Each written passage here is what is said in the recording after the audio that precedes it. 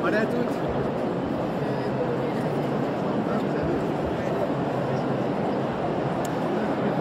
Randall Schwerdorfer, bonjour. Bonjour.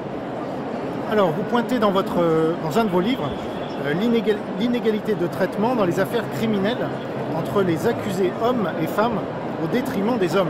Exactement. À quoi cela est-il dû selon vous? Alors cela est dû à un certain nombre de courants dominants aujourd'hui, notamment dans la société et dans la justice, qui fait que les femmes sont toujours considérées comme les victimes des hommes. Et que lorsque les femmes commettent des violences, voire commettent des passages à l'acte criminel, beaucoup de magistrats, de fonctionnaires, de police, gendarmes, procureurs vont considérer qu'en réalité le responsable c'est l'homme. Et que si une femme commet des violences, c'est parce que soit elle est sous emprise, qu'elle essaye de sortir de l'emprise, soit elle est confrontée à un mari violent, soit elle subit des violences psychologiques, pas que physiques. Et donc on va presque légitimer son recours à la violence pour se sortir de ces situations-là. Je donne un exemple très simple dans un de mes livres. Une femme tente de tuer son mari pour s'en débarrasser en réalité. Elle lui tire 3 balles de petit calibre dans le corps, dont 2 toucheront cet homme-là. Elle est condamnée pour tentative de meurtre à la peine de 2 ans. Pour des faits similaires, un homme aurait été condamné au minimum entre 12 et 15 ans. Pourquoi cette condamnation? Parce qu'elle a toujours dit il est violent, il m'empêchait de vivre, il m'aurait tué si je l'avais quitté, alors que dans le dossier, il n'y aura jamais de preuve de ce qu'elle a dit.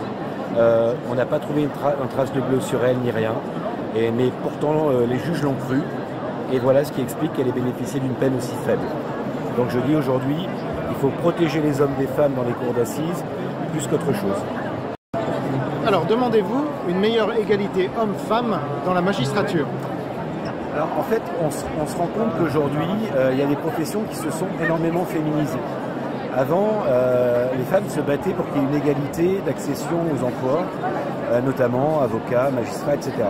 Aujourd'hui, il faut savoir que chez les avocats, 2 tiers des avocats sont des femmes. Dans la magistrature, c'est pareil. Il y a de moins en moins d'hommes. À des audiences, il n'y a que des femmes.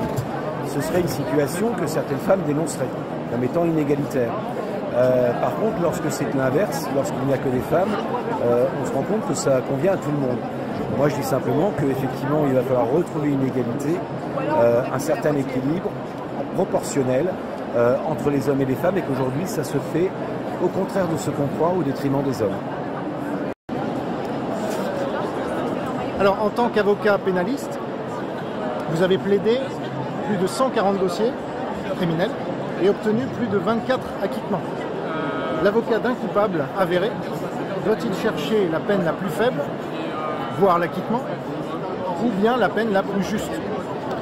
Alors, on ne se pose jamais la question de savoir si la personne est coupable ou si on la croit ou si on ne la croit pas. Ça dépend des éléments d'un dossier et c'est ça qui va dicter ce qu'on va plaider pour lui. Je peux avoir quelqu'un qui me dit je suis innocent, si le dossier est accablant pour lui, je lui dirai qu'il faut plaider coupable. S'il ne veut pas, il change d'avocat. Par contre, je peux aussi défendre quelqu'un qui est coupable. Si le dossier permet de dire qu'il n'est pas coupable, eh bien on plaidera dans ce sens. Après, lorsqu'on plaide pour un coupable, on va chercher la peine la plus juste. Parce que les jurés d'une cour d'assises ne prononceront pas la peine la plus basse. Ils vont chercher la peine la plus juste à prononcer en fonction de la personnalité du crime et en fonction des faits qui sont dénoncés. Donc on va travailler dans ce sens-là avec les jurés de la cour d'assises. Mais on n'est pas là pour on n'est pas là pour tricher ou pour mentir aux jurés d'une cour d'assises. On travaille avec eux, effectivement, on va rechercher la peine la plus juste à proposer à ce moment-là. Merci beaucoup. Merci à vous.